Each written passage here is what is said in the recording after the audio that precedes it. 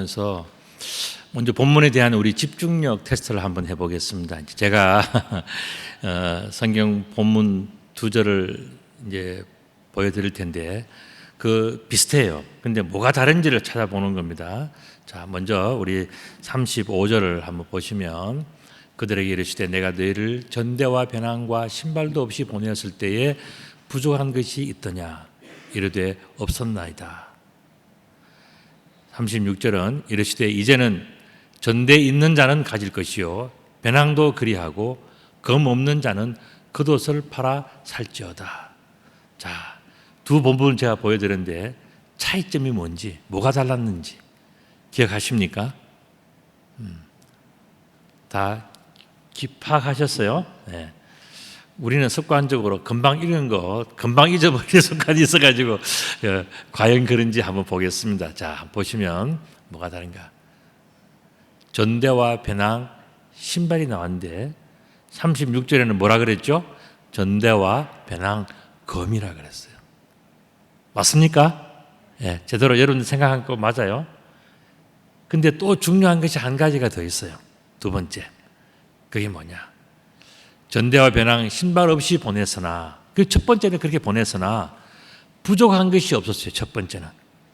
그런데 두 번째는 뭐냐면은 겉옷을 팔아서라도 전대와 배낭과 검을 갖추라 그랬어요. 이게 아주 어떻게 보면 더 큰 차이점이죠. 자, 그렇다면 예수님은 무엇 때문에 이렇게 말씀하셨을까 하는 질문을 한번 가져봅니다. 37절에 보면은 그 답이 나와요. 뭐냐면은 내게 관한 일이 점점점 이루어져 가고 있다. 그래서 예수님께서는 처음에 아무런 문제가 없을 때 평안할 때는 그저 신을 신고 가서 사람들이 대접해 주는 거 대접받고 먹고 복음을 전하고 행복하게 지내고 되지만 이제는 뭐냐?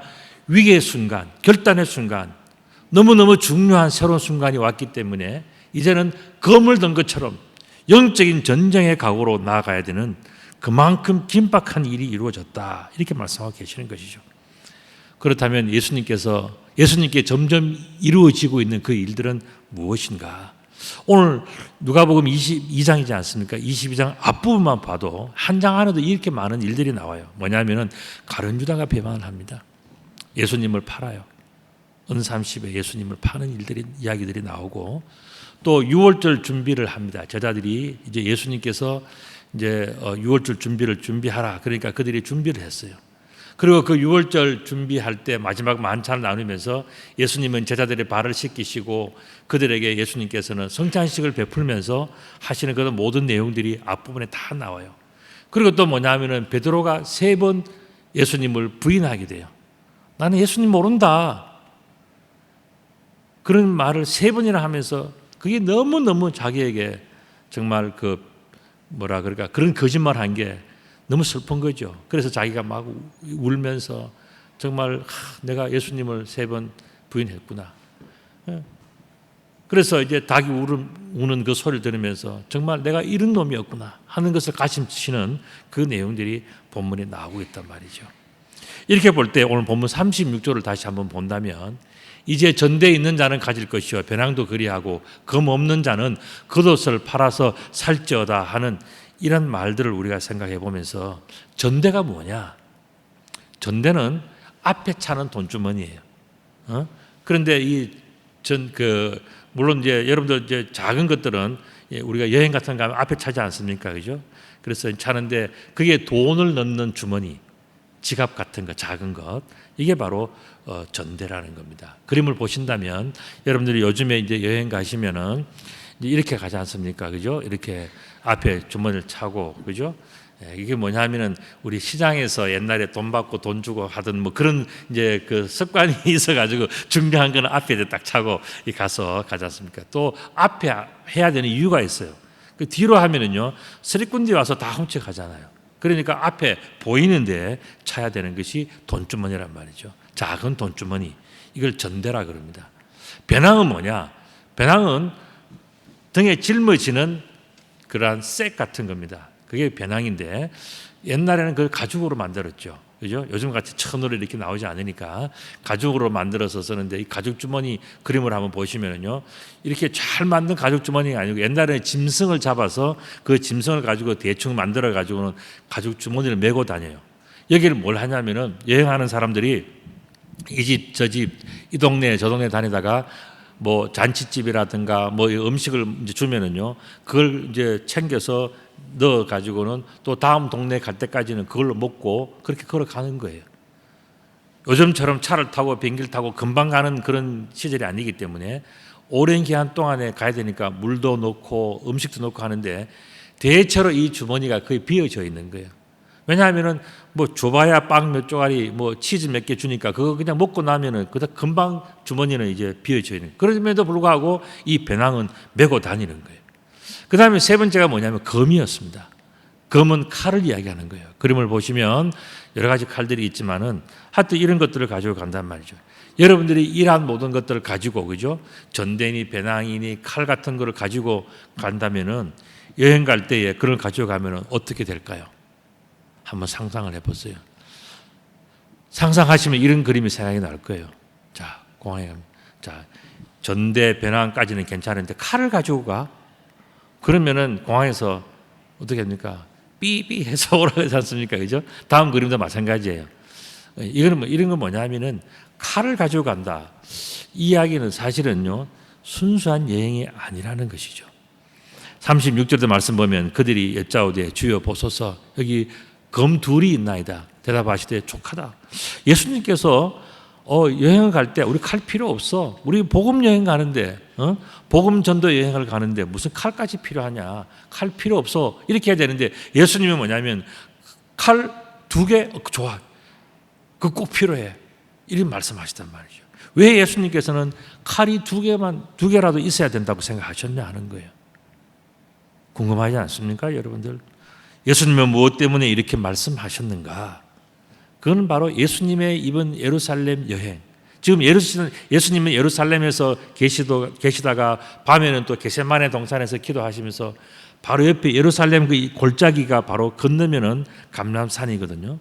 그래서 예루살렘 성전과 감람산을 오고 다니시면서 예수님은 지금 이 내용들을 우리들에게 보여주고 계시는데, 예수님의 머리 생각이 뭐냐면은 이거는 영적인 전쟁이다. 전쟁을 하러 가는데 그냥 갈 수 있겠느냐? 전쟁에 필요한 것들 뭡니까? 필요한 전쟁의 비용과 먹을 것과 칼을 들고 지금 전쟁하듯이 목숨을 걸고 아주 어마어마한 결단 속에서 가야 되는 것이 지금 상황이다. 그냥 아무렇지 않은 것처럼 평소처럼 그냥 신발 신고 이 동네 저 동네 다니면서 이것저것 먹고 아무렇게 살 수 있는 그런 시절이 아니다. 너무너무 중요한 긴박한 순간이라는 표현이 뭐냐? 검 2개를 가지고 전투에 나가는 것처럼, 전장에 나가는 것처럼 그렇게 긴장해야 된다고 하는 것이 바로 예수님의 표현이고, 그것이 바로 영적인 전쟁을 치러러 가는 예수님의 마음을 그대로 표현해 준 거예요. 여러분들, 이 영적인 전쟁, 이 모든 것을 생각할 때에 하나님 아버지의 뜻이 뭔가? 우리가 일반적인 여행의 그런 그냥 여행 투어로 가는 것이 아니라 예수님께서 영적인 전쟁을 말씀하실 때는 뭐냐면은 우리가 목숨을 걸고 나아가서 하나님 아버지의 뜻을 성취하기 위해서 가는 그런 것인데, 그 말씀은 언제 예언이 되어졌냐면은 바로 이사야서 53장 12절에 보면요, 3가지 예언이 나와요. 그 첫 번째가 뭐냐면은 내가 그에게 존귀한 자와 함께 몫을 받게 하며 강한 자와 함께 탈취한 것을 나누게 할 것이다. 이건 뭐냐면은 나중에 최후의 승리를 이야기하는 거예요. 영적인 전쟁을 통해서 나중에 최후의 승리를 얻게 되면은 그때는 뭐냐면은 존귀한 자와 승리한 자와 함께 몫을 나누고 강한 자와 함께 이긴 것을 축하하는 그런 날이 있을 것이기 때문에 영적인 전쟁을 통한 그러한 승리를 함께 나누는 그런 날이 있을 것이다. 최후의 승리가 있을 것이다 하는 것이 예수님께서 말씀하신 첫 번째 내용이에요. 두 번째 내용이 뭐냐 하면은 바로 이는 그가 자기 영혼을 사망에서 이르게 하며, 자기 영혼을 버려서 사망에 이르게 하며 또 범죄자 중 하나로 헤아림을 받게 할 것이다. 예수님께서는 십자가 처형을 받을 것이다라고 하는 것이 두 번째 예언이었어요. 이사야 선지자는 예수님은 다른 범죄자들처럼 그 사람들이 처형당하는 것처럼 예수님도 처형을 받을 것이라는 것을 이사야서 53장 12절에서 다 예언하셨단 말이죠. 그게 바로 두 번째는 십자가 처형에 대한 예언이었어요. 세 번째로 이 본문, 같은 본문이나마는 이 세 번째에서는 뭐냐 하면은 그러나 그가 많은 사람의 죄를 담당하며 범죄자를 위하여 기도하였느니라. 예수님은 그런 십자가에 달려서도 예수님은 기도하는 그것을 이 이사야서에서는 미리 다 예언을 하셨단 말이죠. 십자가에서 죽으시기까지 이루신 그 대속에 대해서 오늘 이사야서는 이미 다 예언을, 예수님께서 이렇게 될 것이다. 영적인 전쟁을 통해서 최후의 승리를 할 것이고, 예수님은 그것을 하기 위해서 십자가의 처형을 받을 것이고, 마지막에 예수님께서는 십자가에서 죽으시기까지 다른 사람들을 대신해서 값을 치르는 그 희생을 할 것이다. 대속이라고 하는 것은 뭡니까? 다른 사람들이 돈을 내야 되는데 돈을 내지 못할 때 대신 돈을 내어주는 것이 바로 속전이지 않겠습니까? 그래서 예수님은 바로 그 속전을 대신 내어주셨다. 대신 갚아주셨다. 그런 뜻이에요. 이 속자를 보면요, 조개 패자에 매매할 때 한 그 매자가 들어있지 않습니까? 그게 뭡니까? 조개는 돈이라는 뜻이거든요. 옛날에 조개가 바로 돈이었잖아요. 조개 껍데기가. 그래서 이것을 가지고서 그 다음에 이제 다른 사람들이 내야 되는 그 돈을 대신 내준 거예요. 예수님께서는 자기의 죄값을 치르지 못하는 많은 사람들을 대신 갚아주신 거예요. 대신 내어주신 거예요. 속전이 되어주시고 대속의 제물이 되어주신 것이죠. 이 모든 것은 왜 그랬을까요? 바로 하나님의 뜻을 이루시기 위해서 하신 거예요. 이러한 하나님의 뜻을 이루시기 위한 예수님에게는 거룩한 습관이 있었단 말이죠. 하나님께서 원하시는 것, 하나님의 뜻을 이루시기 위해서 예수님께서 일평생 동안에 자기 마음 속에, 자기의 삶 속에, 자기의 뼛속에 새겨놓은 거룩한 습관이 있어요. 여러분들 그게 무엇일 것이라고 생각하십니까? 그게 바로 기도예요. 예수님께서는 늘 기도하는 삶을 사셨어요. 기쁠 때나 슬플 때나 분주할 때나 여유가 있을 때나 예수님은 마음속에 삶 속에 늘 간직하는 하나의 비밀이 있었는데 그게 뭐냐 하면 바로 기도였습니다. 그래서 오늘 본문의 말씀 보면 39절과 40절 말씀 보면 예수께서 나아가사 습관을 따라서 감람산에 가서 기도하셨다 그랬습니다. 예수님은요, 조용한 곳에, 한적한 곳에 가서 늘 기도하는 삶을 살아요. 여러분들 하루의 일과 중에서 여러분들이 제일 조용한 시간이 언제입니까? 그 시간이 여러분들이 기도해야 되는 시간이에요. 아마도 이른 새벽에 자리에서 일어났을 때, 남들이 아직 움직이지 않을 때, 그때가 조용한 기도의 시간이지 않겠습니까? 예수님은 그와 같이 매일매일, 매 순간순간마다 틈만 있으면은 마음속으로 늘 기도하는 그런 습관이 있는 분이에요. 거룩한 습관이 있었죠. 그리고 왜 기도하냐에 대해서 예수님은 말씀하셨습니다. 유혹에 빠지지 않으려면은 기도해야 된다 그랬어요. 그럼 유혹이 뭐냐 하는 거예요. 뭐 남자나 여자나 아니면 돈이나 뭐나 명예나 이런 것들을 우리 유혹합니까? 우리의 유혹은 좀 다른 데 있어요. 예수님께서는 유혹이라는 말씀을 하실 때에 예수님 마음속에, 예수님 머릿속에 있는 개념이 있었어요. 그 유혹은 뭐냐? 우리가 좀 편안해지고 우리가 좀 분주해지고 우리가 좀 어려워졌을 때 잊어버리기 쉬운 것이 있다는, 그걸 잊지 말아야 되는데 잊어버리고 싶은 유혹이 우리 속에 늘 있다는 거예요. 그게 뭐냐 하면 바로 하나님 아버지의 뜻이에요. 하나님 아버지는 우리들에게 이렇게 살아야 된다, 저렇게 살아야 된다, 아버지의 마음을 우리들에게 주셨는데 우리가 어려우면 어렵다고 잊어버리고 너무 잘 되면 잘 됐다고 잊어버리고 살아가는 거예요. 그래서 우리는 어떻게 합니까? 내가 좀 힘들고 피곤하고 어렵고 분주하면은요, 다 알지만은 아버지의 뜻을 따르고 싶지 않은 유혹이 우리 속에 있어요. 그래서 모르는 척을 해요. 하지 않아요. 그렇게 해서 나는 좀 편해지고 싶은 그 유혹이 우리 속에 있단 말이죠. 좀 더 늙자, 좀 더 졸자 하는 마음이 우리 속에 다 있단 말이죠. 그래서 기도하고 싶은 마음이 없어요. 귀찮아져요. 힘들어져요. 그냥 편하게 살고 싶어요. 교회도 마찬가지입니다. 교회도 좀 내가 오기 좋은 날씨, 또 편한 날씨, 시간이 있을 때 뭐 다 하면요, 제일 마지막에 교회 간다 생각해 보세요. 그거는요, 유혹에 넘어가는 거예요. 우리는 어렵고 힘들 때, 내가 잘 안 될 때, 내가 눈물 날 때도 교회를 가야 되고요. 내가 주님 앞에 나가는 거잖아요. 내가 기쁘고 잘 되었을 때도 어떡합니까? 나의 기쁨을 주님 앞에 감사해야지. 행복해야지, 주님 앞에서. 그래서 가야 되는데, 그런 것들이 다른 것 때문에 흔들린다 그러면 그건 유혹에 빠져가는 거란 말이죠. 이렇게 볼 때 예수님은 우리들에게 너무나도 소중한 것들을 가르쳐 주셨어요.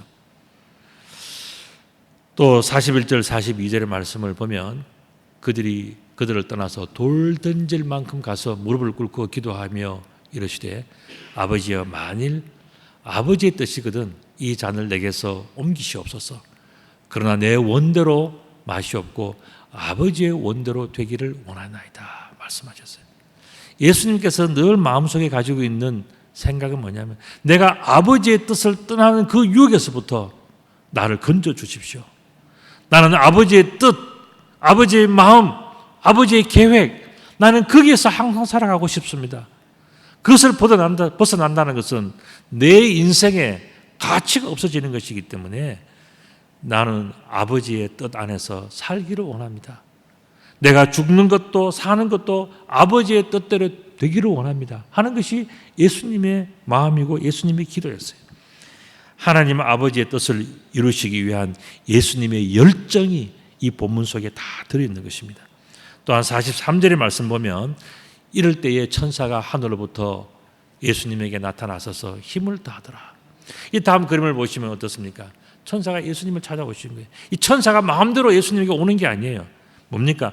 하나님 아버지의 뜻에 맞기 때문에 이 천사는 하나님을 대신해서 예수님에게 와서 무엇을 이야기하죠? 예수님 힘드시지만 지금 예수님께서 하시는 그 일, 그 삶이 하나님께서 기뻐하시는 삶입니다라고 하나님의 마음과 예수님의 마음이 함께 하나가 되어 있다는 것을 이 천사가 다 일러주면서 그것이 진정한 위로가 되지 않겠습니까? 바로 그것을 보여주시는 거예요. 예수께서 힘쓰고 애써서 더욱 간절히 기도하셨다. 하나님이 내 마음을 알아주시는구나. 내가 하나님 마음에 맞는 인생을 살아가고 있구나. 그 길을 걸어가고 있구나. 예수님이 힘이 난다는 거예요. 십자가를 지는 그 엄청난 어려움과 제자들이 배반하는 그 엄청난 어려움 속에서도 예수님이 힘을 얻어주신 것은 뭡니까? 하나님께서 나를 아시고 내가 하나님을 알고 있구나. 하나님과 내가 서로 통하고 있구나. 하나님이 나를 버리지 않으셨고 내가 하나님 속에 있구나 하는 그것을 확실하게 되실 때 예수님은 다시 힘을 얻으면서 더욱더 간절히 이 옳은 길, 이 생명의 길, 이 기쁨과 감사의 길을 나에게 허락해 주신 것을 감사를 드립니다.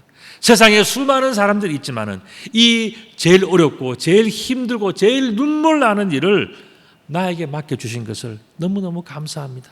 아버지의 뜻이 오늘 나에게 있는 것을 나는 행복해합니다. 예수님은 더욱더 간절히 기도하셨다는 거예요. 제자들도 마찬가지입니다. 어땠을까요? 기도 후에 일어나서 제자들에게 가보니까 그들은 슬픔으로 인하여 잠들었더라 이야기했습니다. 어찌하여 자느냐? 시험에 들지 않게 일어나 기도하라. 여러분들 슬픔에 잠겨서 힘들어 있는 제자들의 모습 한번 보시겠습니까? 자, 이 그림에서 두 가지의 아주 대비되는 장면이 있죠. 예수님께서는 밤을 새우면서 기도하시는 모습이고 제자들은 뭡니까? 숫자는 많은데 다 자고 있어요. 차이점이 뭘까 하는 거예요. 뭐 옷 색깔의 차이점입니까? 그게 아니에요. 예수님은 목표가 있는 거예요. 인생에 목표가 있는 사람은 졸거나 유혹을 받거나 다른 길로 가지 않아요. 예수님은 분명한 목표가 있어요. 그게 뭡니까? 하나님께서 나에게 주신 뜻을 이루시기 위해서 그 목표를 이루려고 하니까 잠도 안 주무시고 그것을 이루기 위해서 노력하고 또 노력하는 게 뭡니까? 그게 바로 기도라는 거예요. 목표가 있는 하나님 뜻을 이루기 위한 인간의 노력, 끊임없는 노력, 이게 뭐냐? 기도예요. 근데 제자들은 어떻습니까? 목표가 없는 거예요. 피곤하면 자고, 힘들면 안 하고, 배고프면 안 하고, 아프면 안 하고, 목표가 없어요. 여러분들 공부 잘하는 학생들은요, 목표가 있어요. 남들이 뭘 놀고 뭘 하고 할 때도 그들은요, 목표가 있기 때문에 공부 안 하는 척 하지만 다 합니다. 목표가 있기 때문에. 목표가 없는 사람은 어떡합니까? 틈만 나면 자야 돼. 틈만 나면 놀아야 돼. 그러니까 어떡합니까? 세월이 지나고 나서 열매가 없는 거예요. 예수님에게는요, 남다른 목표가 있었어요. 그게 뭐냐? 뚜렷한 목표. 하나님 아버지의 뜻을 내가 이루어야 되겠다. 아버지께서 나에게 주신 그 뜻을 내가 반드시 이루어야 되겠다. 이 목표가 있었기 때문에 예수님은 기도할 수 있었고, 목표가 없는 나머지 사람들은 뭡니까? 목표가 없으니까 기도를 하지 않는 거죠. 목표가 없으니까 움직이지 않는 거죠. 하지 않는 거죠. 바로 그 차이예요. 여러분들이 살아가시면서 여러분들이 세상에 어떻게 보면 개인 인간적인 목표가 있는 사람은요, 아무리 어려워도 힘들어도 다음날 아침 되면요, 문 열고 밥 먹고 그 일을 이루기 위해서 가. 그런데 목표가 없는 사람은요, 다 갖추어져도 아무것도 하기 싫어. 왜 그렇습니까? 슬픔에 잠기고 절망하고 힘이 빠지고 하고 싶은 마음이 없다. 다른 말로 하면 한마디로 요약하면 뭡니까? 목표를 잃어버렸기 때문에 그런 거예요. 목표를. 저는 여러분들에게 질문을 합니다. 왜 슬픔과 절망과 시험에 빠지게 되었을까? 그건 아까 말씀드린 것처럼 목표가 없는 거예요. 오늘 본문의 표현대로 그 목표가 없는 삶을 뭐라 그랬을까요? 기도하지 않는 삶. 기도가 없기 때문에 사람들은 슬픔과 절망과 시험에 빠지는 거예요. 하나님께서 주신 목표 이야기하면요, 그거는 목사들이나 전도사들이나 뭐 교회 항존직들이나 그렇지. 우리는 교회 오면 되지. 우리에게 무슨 목표가 있어? 생각하는 사람은요, 자신을 속이고 있는 사람이에요.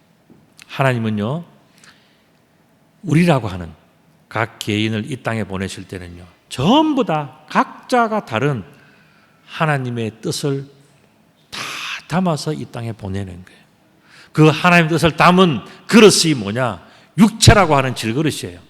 그 질그릇 속에 하나님의 뜻을 다 담아서 보내는데 살면서 어떻게 합니까? 유혹에 빠지는 거죠. 그래서 나는 그런 하나님 뜻은 나에게는 상관이 없을 거야. 나는 해당이 되지 않을 거야. 그거는 저 사람에게 해당이 될 거야. 다 이래저래 다 빠져가면서 자기는 뭡니까? 자기는 목표가 없는, 하나님을 향한 목표가 없는 삶을 살아가는 거예요. 그러니까 어떻게 됩니까? 하나님에 대한 목표가 없으니까 쉽게 슬픔에 빠지고 쉽게 절망에 빠지고 쉽게 유혹과 시험에 빠지는 거예요. 그러나 내가 아무리 병들고 아프고 힘들고 가난하고 다 어려워도요, 하나님께 대한 목표가 있는 사람은요, 가만히 있을 수가 없어요. 내가 아무리 어렵고 힘들고 눈물이 나도 내가 하나님 때문에 다시 그 자리로 돌아가야 되는 그 책임감이 있단 말이죠. 그게 뭐냐? 목표가 있는 사람이에요. 그것 때문에 사람들은 뭘 하느냐? 기도를 하는 거예요. 하나님께 올려드리는 기도, 예수님께서 기도하는 것이 바로 그런 기도였어요. 여러분들 생각에 여러분들은 지금 하나님께서 나에게 주신 목표가 없다고 생각하십니까? 그건 여러분 자신을 속이고 있는 거예요. 하나님은 여러분들 각자에게 전부 다 나름대로의 목표를 주셨어요. 언제 주시는 줄 아십니까? 주로 여러분들이 어릴 때 태어날 때 다 가지고 와요. 근데 그것을 깨닫는 때가 있어요. 병들어서 죽게 되었을 때 여러분들 어떻게 하십니까? 하나님, 저를 불쌍히 해주세요. 정말 살리만 주신다면 제가 하나님을 위해서 이렇게 하고 저렇게 하고 하겠습니다. 여러분 그렇게 기도해서 나은 사람이 있지 않습니까? 그렇게 해서 지금까지 살아온 사람이 있지 않습니까? 여러분들도 내가 기도하면서 내가 하나님 이 학교에만 들어가면, 이 직장에만 들어가면, 내가 어떻게만 하면 하고 그렇게 기도했는데 하나님께서 그 기도를 이루어 주셨을 때, 여러분들의 꿈이 뭔지를 말씀해 주실 때, 여러분들이 그거 홀라당 까먹고 다 먹고 치우고 그 다음부터는 그냥 다 잊어버렸지 않습니까? 그게 바로 유혹에 빠지는 거예요. 여러분들이 가난하고 힘들었을 때 도와주시면 제가 이렇게 하고 저렇게 하겠습니다 하는 그때가 뭐냐? 여러분들의 목표를 깨닫는 순간이에요. 하나님께서 여러분들에게 주신 하나님의 꿈을 깨닫는 시간이에요.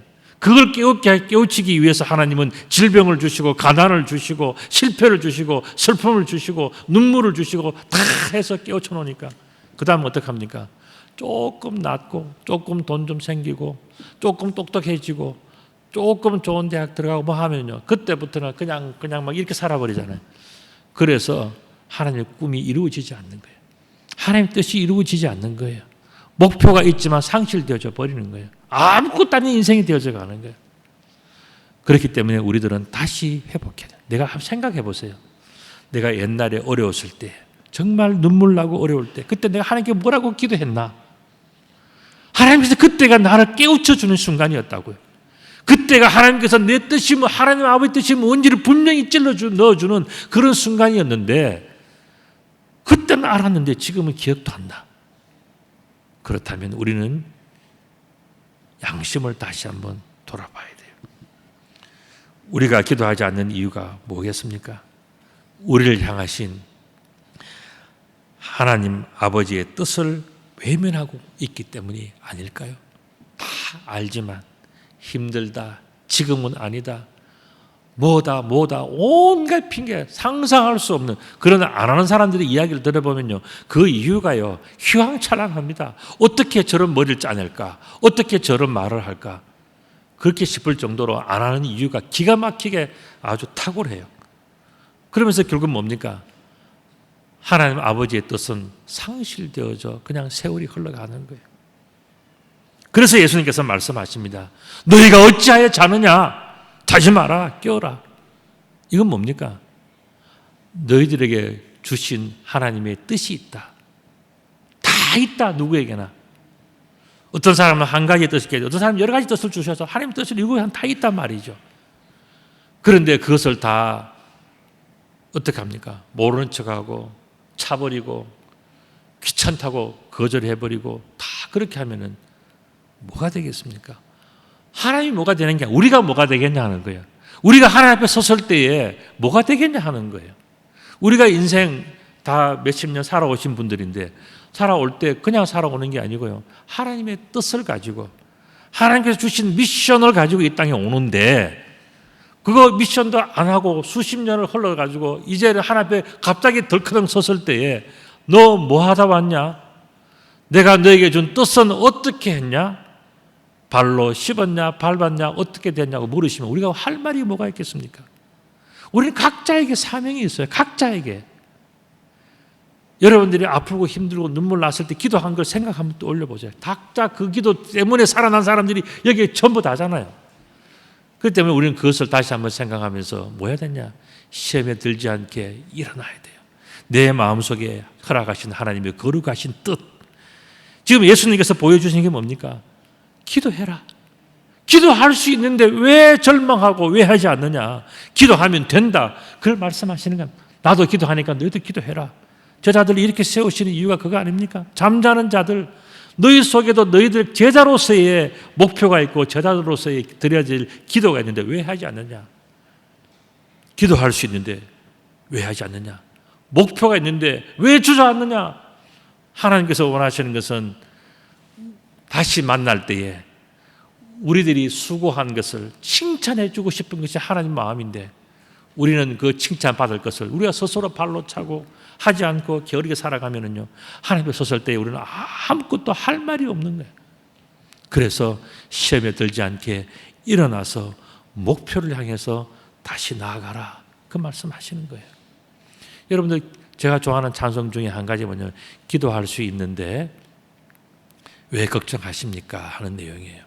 우리 이 찬송 우리 같이 한번 우리 반주에 맞춰서 한번 불러보겠습니다. 가사를 보시면서 제가 참 좋아하는 찬송입니다.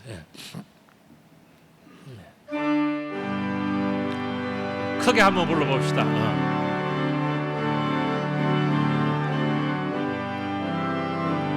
기도할 수 있는데 왜 걱정하십니까? 기도하면서 왜 염려하십니까?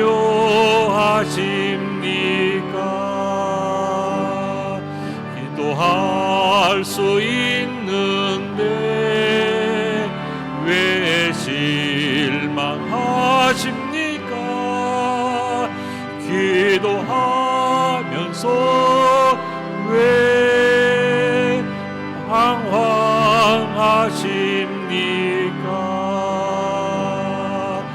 주님 앞에 무릎 꿇고 간구해 보세요.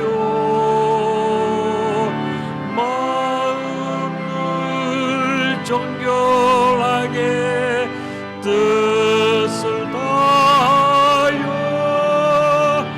기도할 수 있는데 왜 걱정하십니까?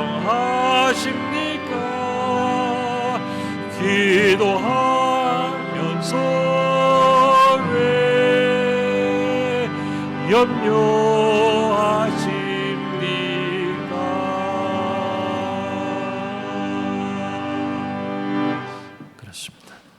우리는 기도할 수 있어요. 우리가 받은 큰 축복 중에 하나가 뭐냐?